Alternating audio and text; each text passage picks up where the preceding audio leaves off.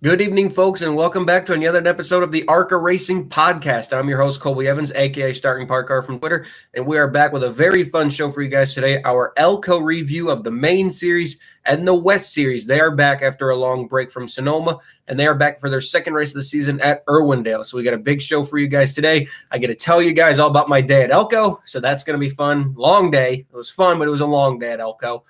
And, yes, more fun ARCA stuff.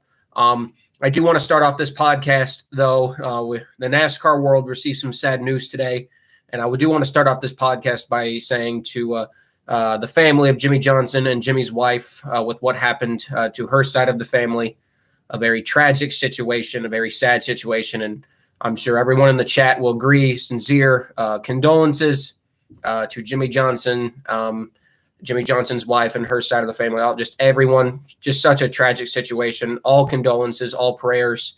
We're all with you, Jimmy. We all love you. We perfectly understand was withdrawn from the Chicago Street Course. I'm sure nobody's mad about that.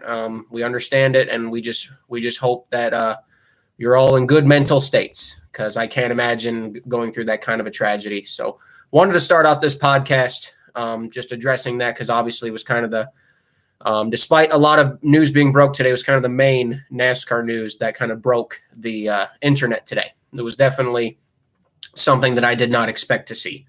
Yes, Legacy Motor Club made the right call. Just have Jimmy stay away for a while and let him and his family just do what they have to do. But all condolences, all prayers.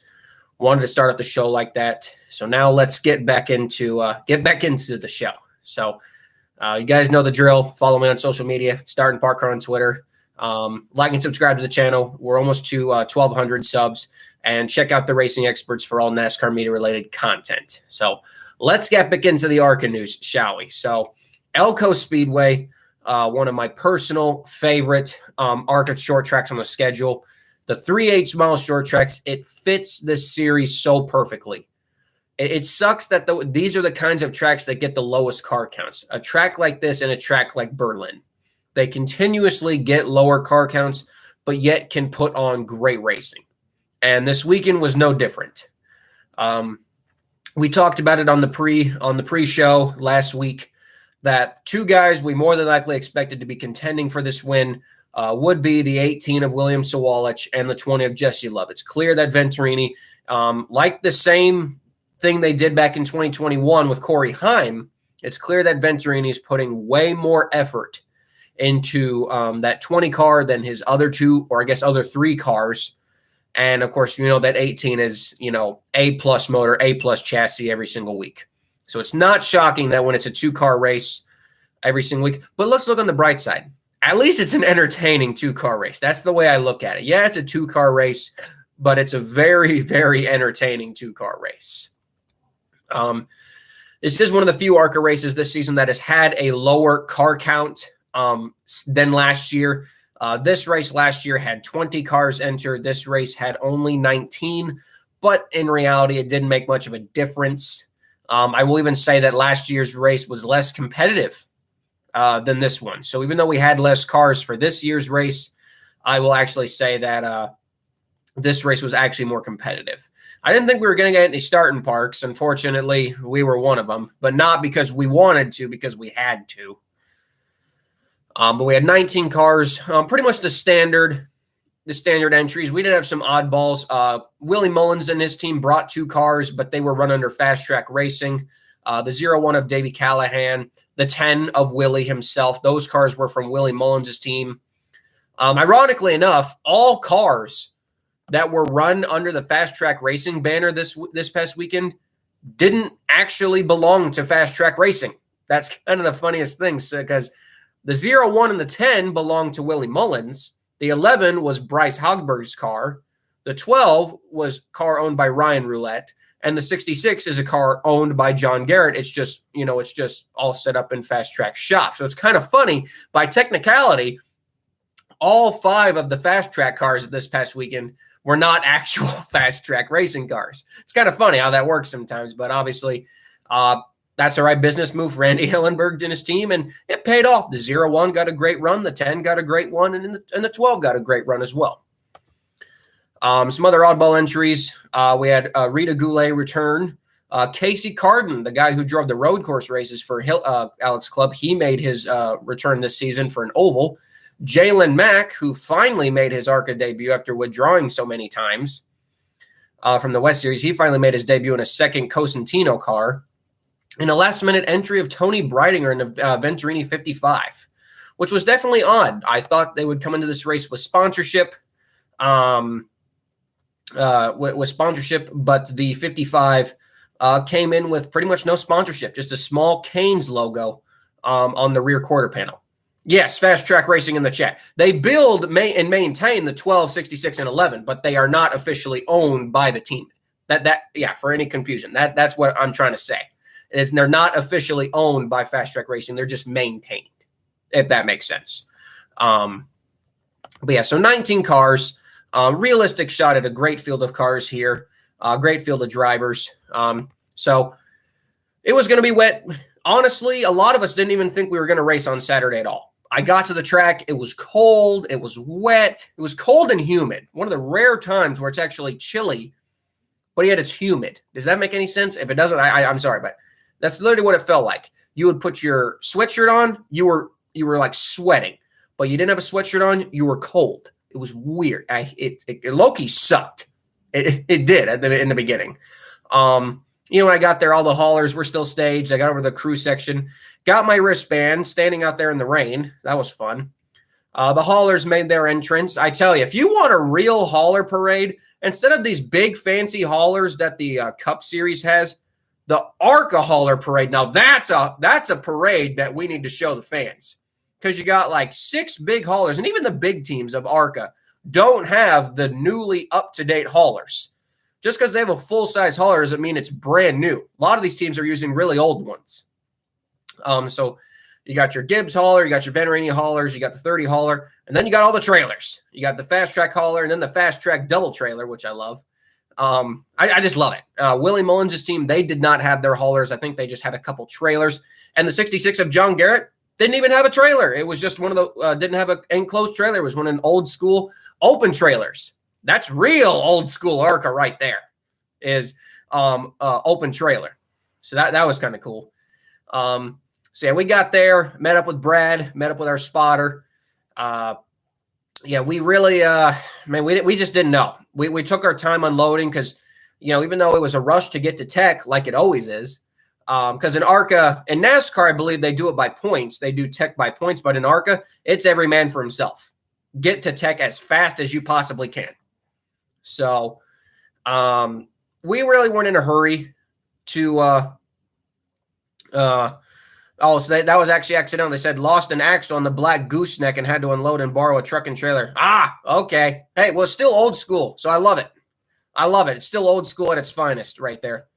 But yeah, us in the 48 team, we were taking our time. We really weren't pushing it. Brad, I missed the crew chiefs meeting I was supposed to be at. Spotter had to go to the spotter meeting. That was mandatory. We changed to the appropriate tires, our 70-lap Berlin tires, which is what we were going to run on. Shout out to General Tire for building a great tire. We finally get the car ready for tech.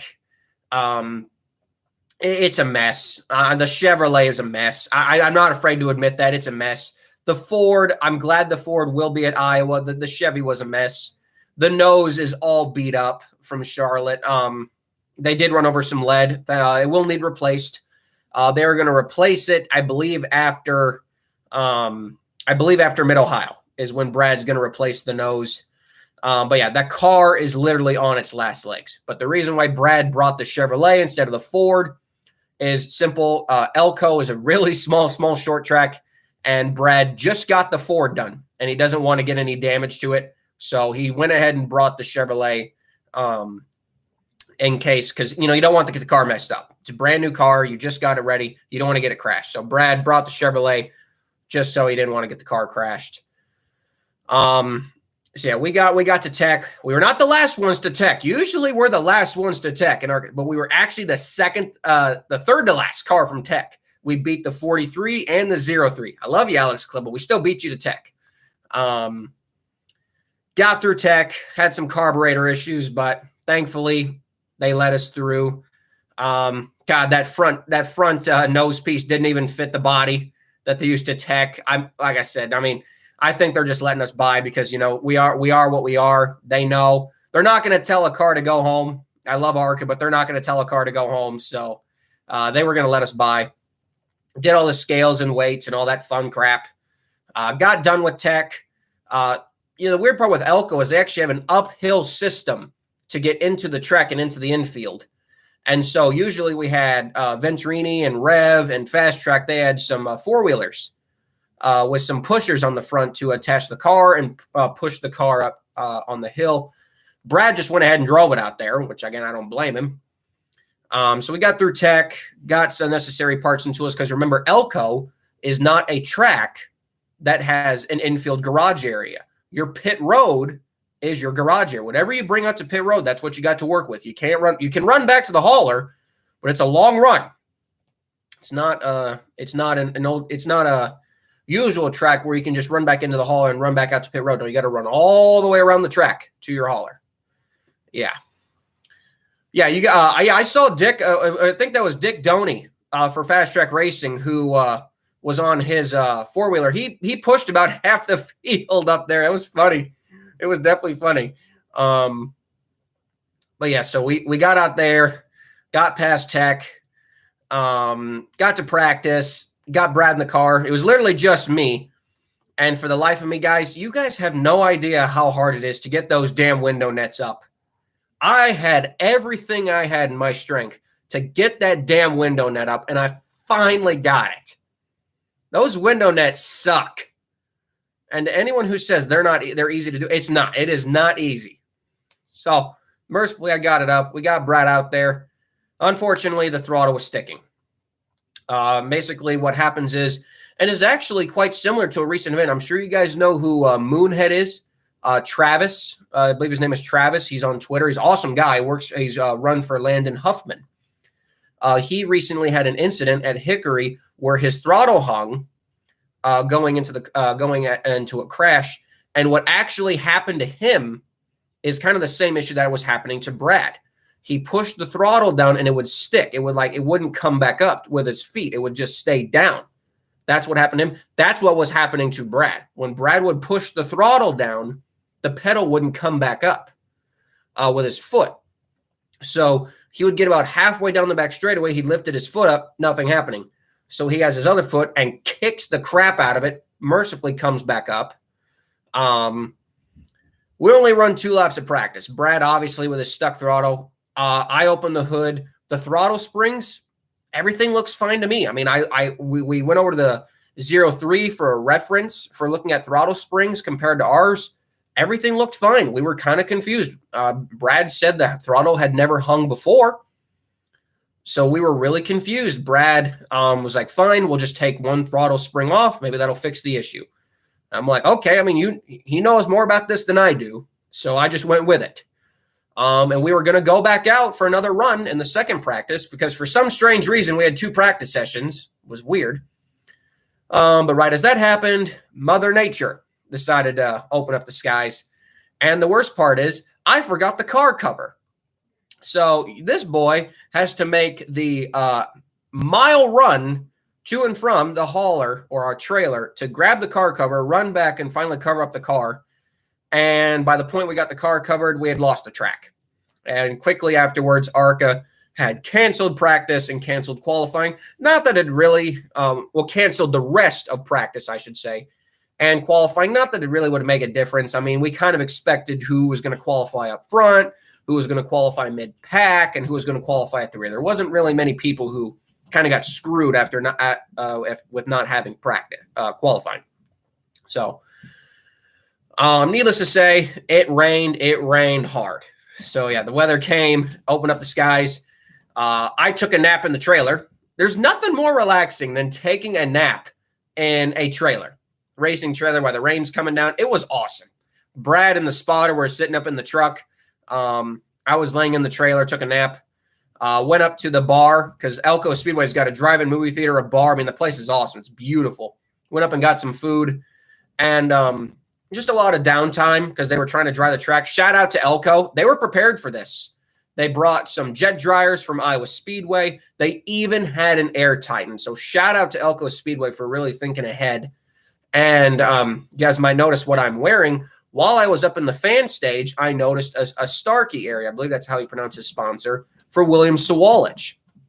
And I started seeing these shirts around here. I'll give you guys a better instance. And I started seeing these shirts. And I'm like, man, you don't see many ARCA shirts nowadays. You don't see many ARCA shirts. And I was asking around, like, man, hey, where'd you get that shirt? I'd like to get one. Because even though, I just like to collect ARCA shirts because you don't see them all the time. And I got it from that display. So I kindly went over to the display and, yeah, got myself an official William Sawalich t-shirt, $20. Very reasonable price. But, yeah, you don't see many ARCA shirts nowadays, so I couldn't pass up the opportunity. So that was fun. Yeah, so we finally got back going again. They were going to still have the autograph session. Brad didn't really want that because we had to make some last-minute adjustments to the car. So it's kind of funny. You see all these pit crews have 2 to 3, 4 people on their cars, and I'm by myself. I'm by myself. So Brad's at the autograph session. Our spotter's up in the grandstands, and I'm making final adjustments all by myself. It's actually kind of fun. You know, it actually is kind of fun. So Brad gets done with the autograph session, and we're supposed to line up the cars. And everybody's got 2 to 3 people help pushing. I got nobody. And we don't have a tech wheel. I'm using Brad's legit steering wheel to steer this thing. So my hand is raw from doing this. Pushing and steering one of those cars by yourself sucks. I will say shout out to some people from Alex Club who kindly came over and helped after I got about halfway. But halfway, I started pushing that car all by myself. It sucks. 3,400-pound cars that you have to steer and push all by yourself are not fun. They are not fun at all, especially when you have our car, which is old and does not steer very good. But yes, so they get the guys in the cars because they want to do the intros. They want to do the intros on the front stretch. So Brad gets in the car. We don't put really the gear on. He just kind of drives it around. The poor Cosentino, guys. The 45, he stalled. The 43 stalled. Both cars were stalling the whole time, which was kind of funny. I felt bad for Tony. I love Tony Cosentino, but I felt bad because his cars were stalling. But mercifully, they got out to the grid. We did driver intros. I tried to hype up the crowd as good as I could for Brad. It kind of worked. Got him in the car. You know, we said our wishes, and the race started. We'll go over practice results, though, real quick. So for the practice that we did get in, which was not much. Not shocking, William Sawalich was fastest by over 2/10. Jesse Love was second. Connor Jones was third. Sean Hingorani was fourth. Frankie Munoz was fifth. Kind of the guys we predicted to be fast. Tell you, Willie Mullen's team really brought it for this race. Willie was sixth, and Davey Callahan was eighth. They were right in between some real competitive cars. Andres Perez de Lara down in ninth, arguably the slowest we've seen him all year. Christian Rose down in 10th, and then the 5. Then you had the fast track car.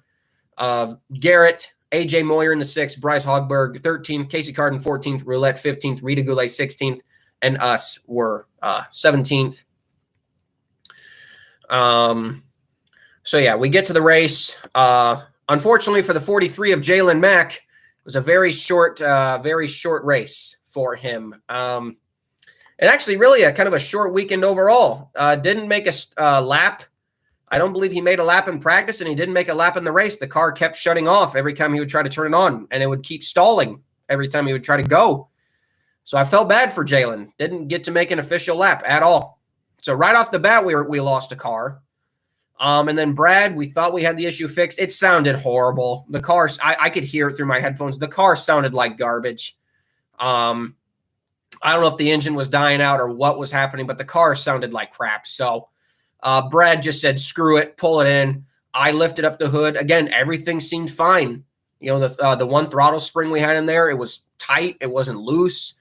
And I had Brad hit the throttle just barely, and you could hear it sticking. He had his foot on the brake at the same time. It was kind of dangerous because had he let go of the brake, I would have been run over. But yeah, like that, our race was over. Brad just said, screw it, we're done. Because you don't want to tear your stuff up. We're already slow. We're already laps down. So unfortunately, that was our race after 3 laps. So, but luckily, my day wasn't over yet, as you guys saw from my Twitter timeline. Some of the guys who were supposed to work for Andy Hillenberg no-showed. And so through some friends I had at Fast Track Racing, was able to pit tires on the 12 of Ryan Roulette, another friend of the show. So I'm like, well, the night's not over yet. So while we helped load up Brad's car in the infield to get ready to go back out after the race was over, I went over to the 12 pit box or pit crew, and we were a 3-man pit crew. Yeah, 3-man pit crew. Shout out to Tim Monroe for fueling for us. I love you, Tim. Yeah, so Brad was done. Race got back going in green again, and what a battle between Jesse Love and William Sawalich. How can you say it? It was definitely a battle for William. It was 3 against 1. It was very clear watching from pit road that the 25, it always seems like for Connor Jones. I'm not trying to be rude, but it definitely seems like for Connor Jones that when he's in these races, he's always in there to play defense. Sean Hingorani, at the end of the day, he's out there for East and West championships. This is just a random main series start for him. So it wouldn't shock me if the 15 and the 25 were really out there for defense purposes. The 55, again, shout out to Tony Breidinger. She has definitely improved. She was running 6th or 7th most of the night, and even at one point hit the top 5. But it really feels like that the 15 and the 25 were nothing but placeholders. You can clearly tell that the 20 has the best car at Venturini, or at least best engine-wise.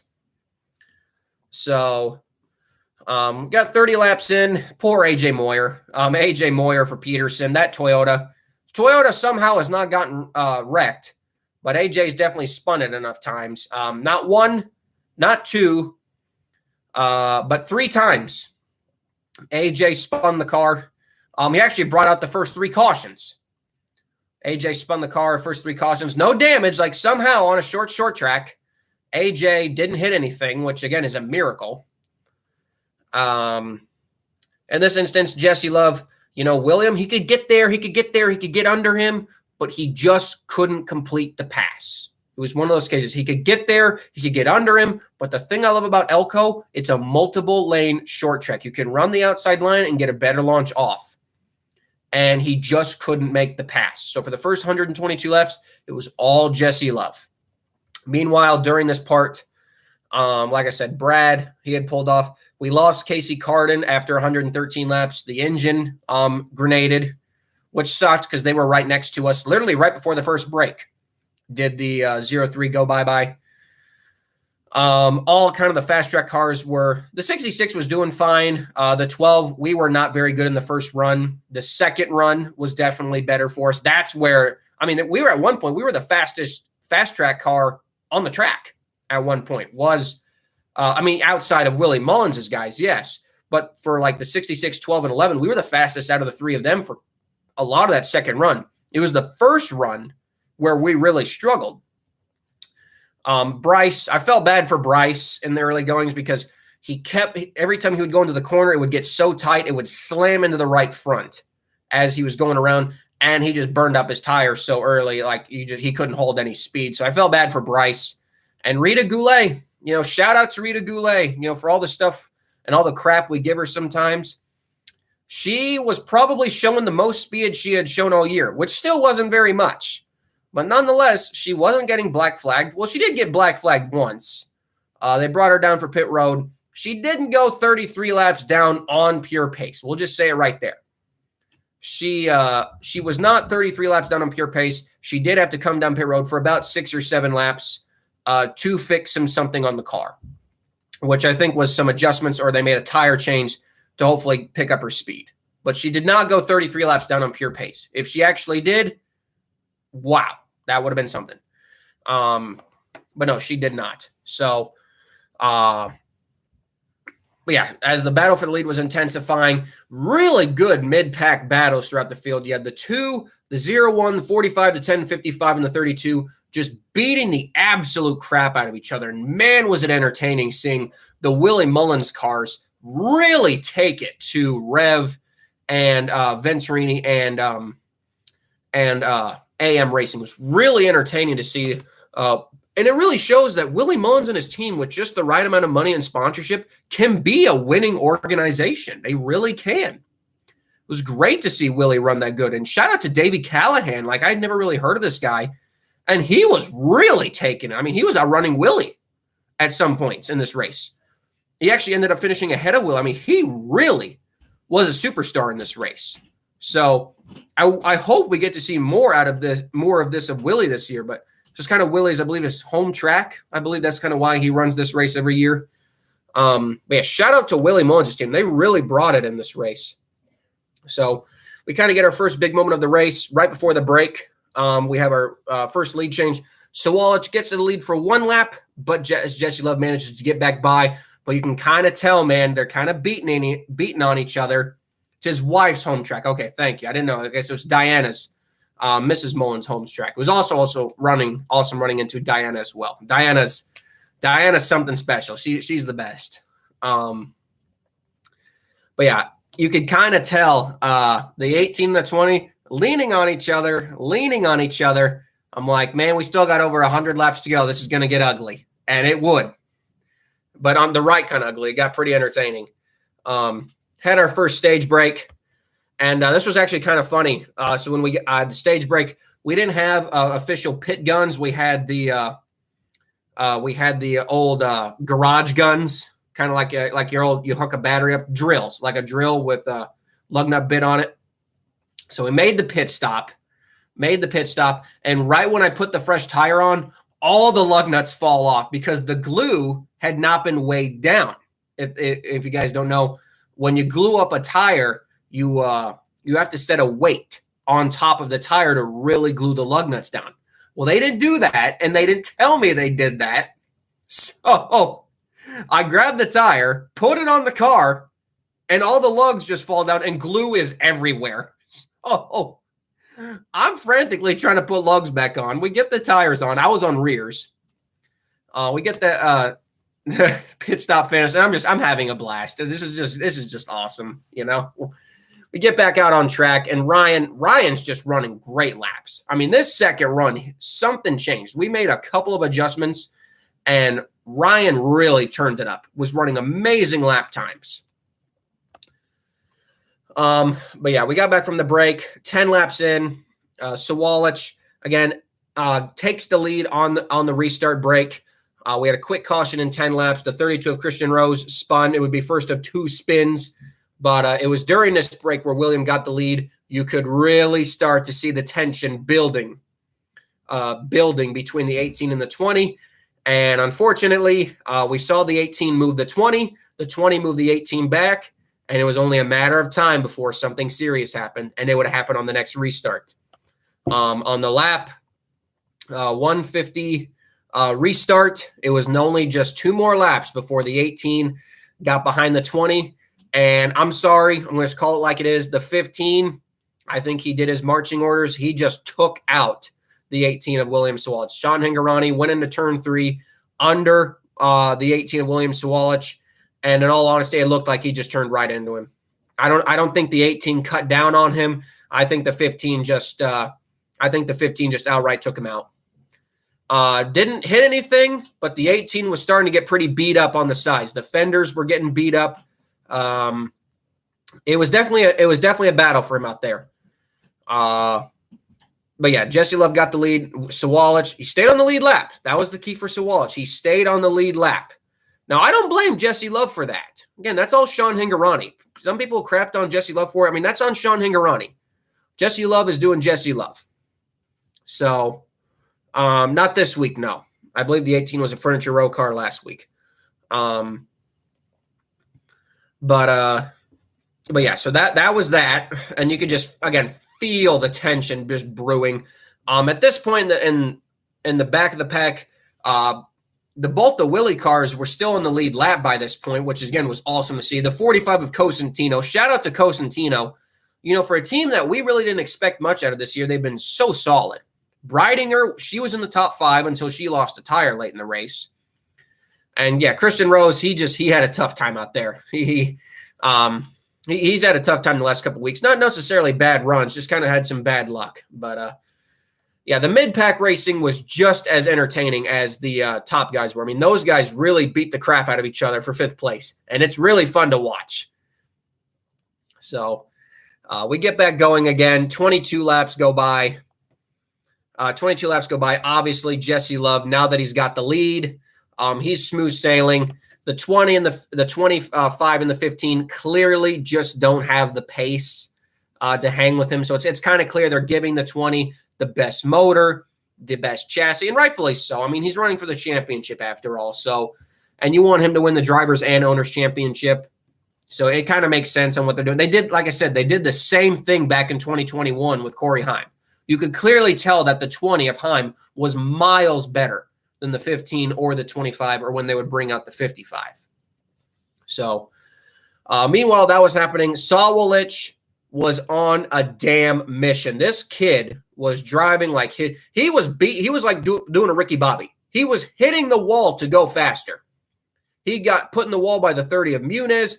He was just using the wall to pass people. I mean, this kid was on a damn mission. And by the time he had got back up to the top 4, he was beat up on both sides. Absolutely beaten up on both sides. We kind of had we had another break at lap 190. Again, changed. We only had right sides in the pit, so we changed right sides, gave Ryan another drink. Ryan was wore out. Love Ryan Roulette, but man, he was wore out. But shout out to him. Unfortunately, he hit the kill switch or had an ignition issue, lost a couple laps, but got back out there, luckily. I don't know if he hit the kill switch or it was just an ignition problem. But he got back going, but we lost 2 laps, which, I mean, it didn't really hurt us in terms of where we were going to sit in the race. We just lost 2 more laps, was all. But we got back going again. Sawalich, I'm telling you, Sawalich, he knew. He kind of knew that the 15 and the 25 were placeholders, and he didn't waste any time. He knew that they were going to race him hard, and he just flat out moved both of them out of the way. And he pretty much wrecked about half of his car trying to get past the 15 of Hingorani. And it was quite entertaining. Like the 18 was using up his own car just to try to get back to that 20. Unfortunately, he just ran out of time. Now, in that time as well, we did have one of the harder hits of the race. I don't know how to call it after looking at some replays. Either the 0-1 came into the 30 or the 30 came into the 0-1. But Frankie Munoz, arguably with the hardest hit, one of the harder hits of ARCA this year. Frankie Munoz finally got the experience of NASCAR that is not very fun. That's the crashing part, especially the hard crash part. Takes a hard hit into the wall. Car is really badly damaged. Again, no safer barriers at Elko. It's concrete wall when you hit, man. So Munoz was slow to get out, but he was walking around just fine afterwards. He was fine. He just got the breath knocked out of him. One of those crashes. Yeah. So, and all this stuff about tracks having Elko can't afford safer barriers. Safer barriers are a massive expense, and Elko can't afford that. They really can't. It's a massive expense. I know we would love to have safer barriers everywhere. Like, talking about that Ryan Blaney crash, but safer barriers are very expensive to install. We don't just have that kind of money laying around, especially in the ARCA series, and especially for Elko. They don't have that kind of money laying around. So I'll give them a pass for not having safer barriers. But yeah, I hated it for Davey because he was still on the lead lap with Frankie, and it didn't really hurt Davey's car all that bad. He still rounded up with a 6th place finish. Again, 6th place finish for Davey Callahan. He really brought it this race. But they got back going again. AJ Moyer, who had gotten black flagged, supposedly had gotten black flagged with the white stripe, which means they are no longer scoring you. I'm not sure how long he ran with that out there, but officially after he said, after 216 laps, they stopped scoring his car. And I don't know how much longer he ran out there before they finally brought it to pit road. But that's what happened with the 0-6. Hey, it's been a struggle for Peterson this year, but hey, I still love Wayne. I love Wayne. He's like another grandfather to me. He's the best. I got a lot of Nate Moeller, crew chief, busts his ass. I love Nate. AJ, AJ's just a rookie. He's a rookie. He's just overdriving the car sometimes, or he's just he overdrives the car to the point where he uses the tires up. So it sucks, but it is what it is. I'm just glad Wayne's getting money. This is arguably the best money that Wayne's gotten in so long. So as long as Wayne's running full races, I got no problem with it. Rita was still running out there. We had officially 14 cars finish the race. Frankie was down to 16th, arguably one of his worst finishes of the year. But yes, in this final run, the 18 was on a mission. Absolute mission. Got past the 25, got past 15, but unfortunately ran out of time. Jesse Love, this would have been, think about it. Had he won Berlin, this would have been 5 straight wins, which hadn't been done, I think, since Grant Enfinger in the ARCA series, or maybe Tim Steele, Frank Kimmel. But yeah, think about that. He was 2 laps away from going 5 in a row. But Jesse Love picks up yet another win. I think it's his 4th of the year. Extends his championship lead.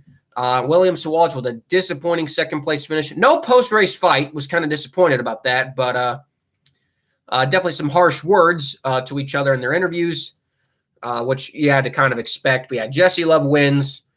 He led 233 of 17 laps. This is kind of the funny part, is that in last year's race, the 18 of Sammy Smith led 233 laps. Jesse Love led 17. In this year's race, Jesse Love led 233 laps, and the 18 car led 17. Really weird, isn't it? How ironic is that? But yeah, Sean Hingorani would hang on to finish 3rd. Connor Jones 4th. Andres Perez de Lara, man, you can really tell that Max Siegel really putting a lot more focus into his truck team this year rather than the ARCA entries, because, man, the 2-car has not been the same compared to where it was last year. Not at all. Not even close. But they still come out with a top 5 finish. Davey Callahan, badass finish for Willie Mullins' team. 6th place. Tony Cosentino, another solid finish, 7th. Willie Mullins, 8th. Tony Breidinger was 9th. She had a flat tire under green, so she lost a lot of laps. Christian Rose was 10th. John Garrett, who also lost a tire at some point in the race, he finished 11th. Ryan Roulette, we ended up 12th. Bryce Hogberg, 13th, and Rita Dulay was 14th. Those were the cars that finished. AJ Moyer was 15th. Frankie Muniz, 16th. Casey Carden, 17th. Us, 18th.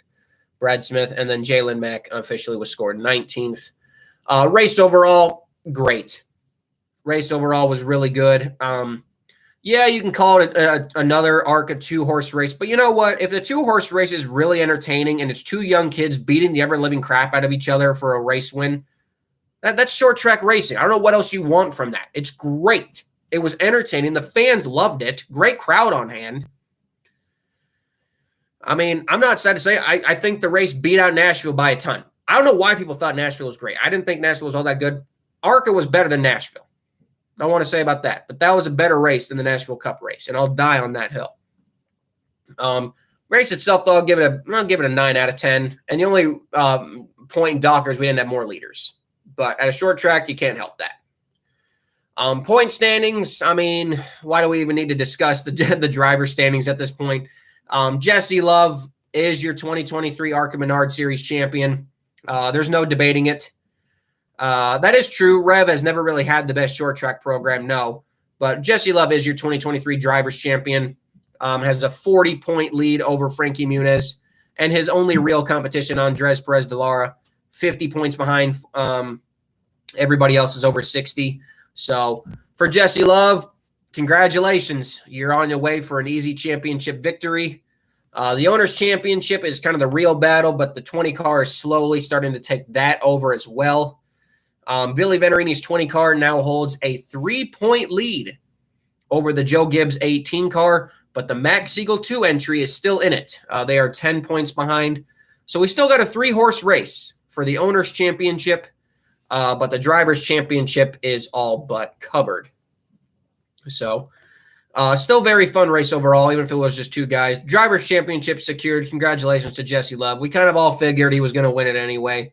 But the Owners' Championship, that'll be a fun one to watch coming up for sure as they head into the road course. That is the next stop for the ARCA Menards main division at Mid-Ohio, and they're running stupid mud flaps at Mid-Ohio. I don't know why we're doing that. The mud flaps don't help with anything. I don't know why all of a sudden we're running mud flaps in NASCAR. I hate them. They're stupid. They look stupid, and it's just an extra expense.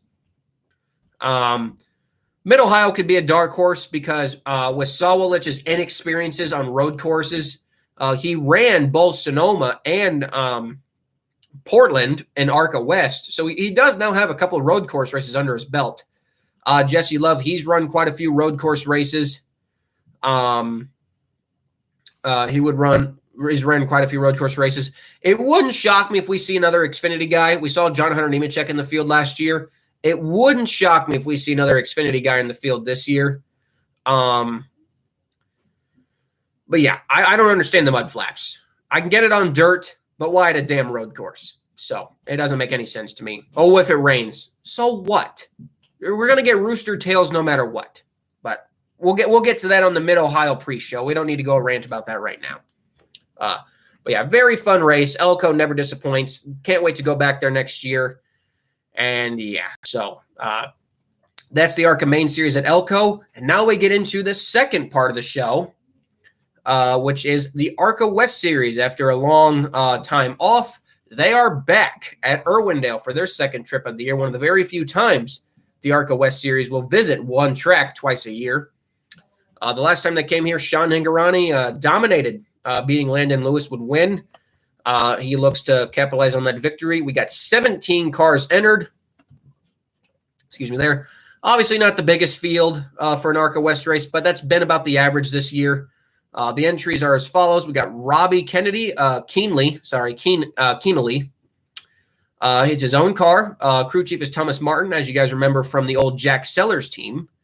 Eric Nascimento in the 4, Takuma Koga in the 7, the 13 of Todd Souza, 15 of Sean Hingorani, 16 of Tanner Rife, 17 of Landon Lewis, to 21 of Ethan Nascimento. Again, for some reason they changed numbers. Really don't know why. Tyler Rife in the 41, RJ Smotherman in the 46, Trevor Huddleston in the 50, Jake Bowman in the 55, Kyle Keller in the 70, Nick Jonades in the 77, Jalen Mack, who tried to attempt Elko, like I said, in the 83, Bradley Erickson in the 88, and David Smith in the 05. No real starting parks in the race, which is kind of fun to see. 17 cars. Irwindale, it's a very, very fun short track. I've said it for a long time. If NASCAR wants to go out west, don't go to a short track in California. Go to Irwindale. Can you imagine the Cup cars at Irwindale? That'd be awesome. The Xfinity Series at Irwindale, sign me up. The Xfinity cars at Irwindale would be one of the best races of the whole year. No doubt about it. Coming into this race, the championship battle was closed in on at Sonoma with Landon Lewis's poor finish. Sean Hingorani is now only 12 points behind, and Bradley Erickson is 14 points behind. The 41, Tyler Rife, and the 50 of Trevor Huddleston are just too far back at this point. So we got a 3-horse race for the Drivers' Championship.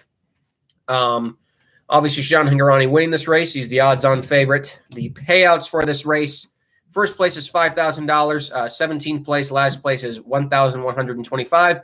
Obviously, with Flow Racing, you get a $200 bonus, first through 20. So there's only 17 cars. They all get it.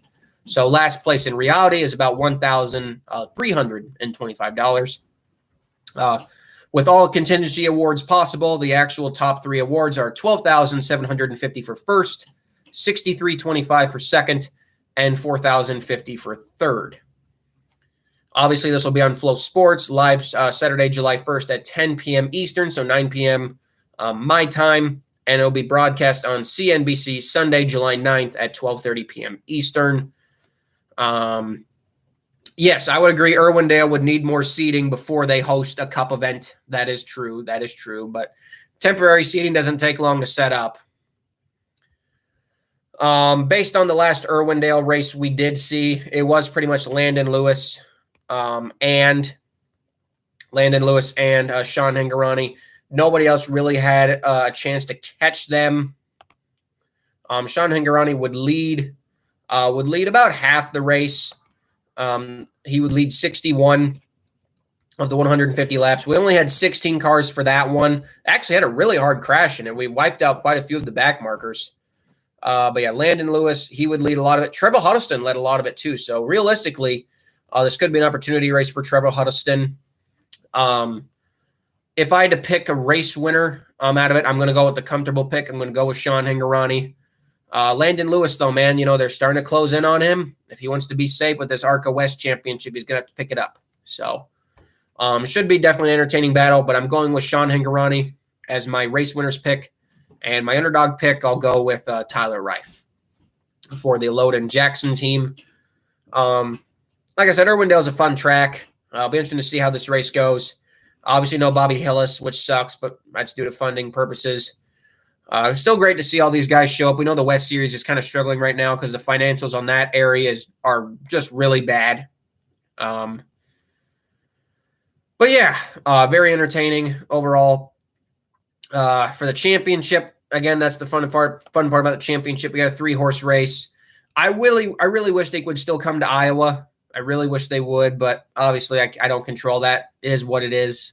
The West Series has definitely been a hurt the last couple years. I don't think it's necessarily due to the low purses. Yes and no sometimes, but I think it's more due to just the real world economy issues and the struggle to get parts.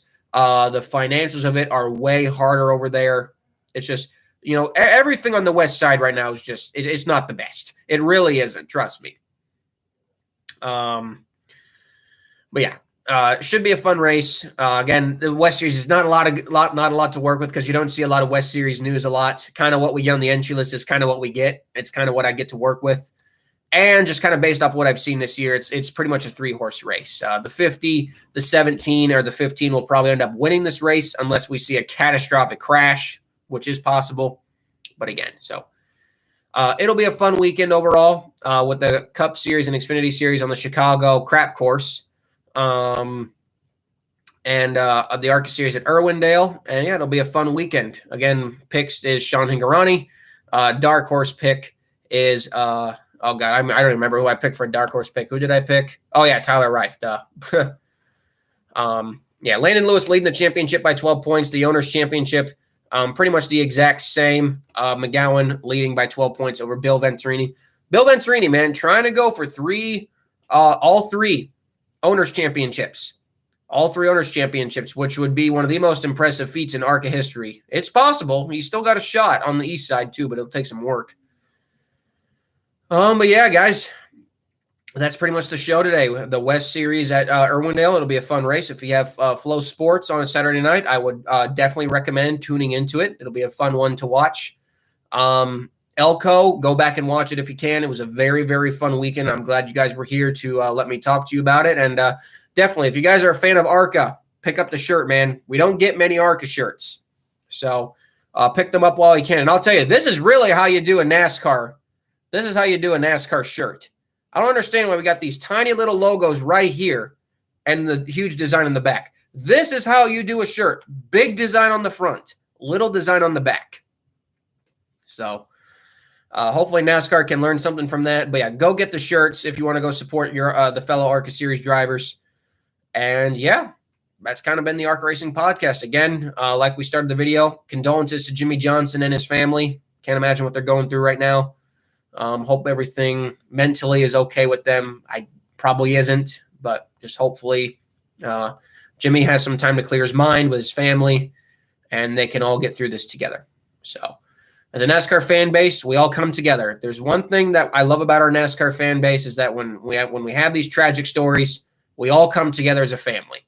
Even if it's a driver we don't like, when something serious goes on, we all come together as a family. And it's the one thing I really love about the NASCAR fan base. You can cheer or boo drivers all we want, but when a serious issue happens, we all come together as a family. And we're all here for you, Jimmy Johnson. And his, I don't remember his wife's name, but we're all here for her too. So Yeah, the ARCA, I wish we had more energy for the ARC Racing podcast tonight, but kind of that news today just kind of deflated everybody. I am contemplating even waiting until tomorrow to do the show, but kind of already had it set up, so I didn't want to move it. But thank you guys for tuning in tonight. Appreciate you. That means on Thursday at 7 p.m. live, like always, we'll be going live with Backmarker Battles, NASCAR Backmarker Battles from Chicago, and we're reviewing Nashville and previewing Chicago. Chandra is her name. Yeah, prayers to Chandra Johnson. Thank you in the chat. I just forgot her name. Hope they're okay. But yeah, we'll be previewing Backmarker Battles for Chicago and reviewing Nashville. So tune into that on Thursday night, and I'll see you guys then. Thank you again. Like and subscribe to the channel. And we'll see you guys on Thursday. I'm Colby Evans, starting Park Car, signing off on this Tuesday night. Goodbye, guys.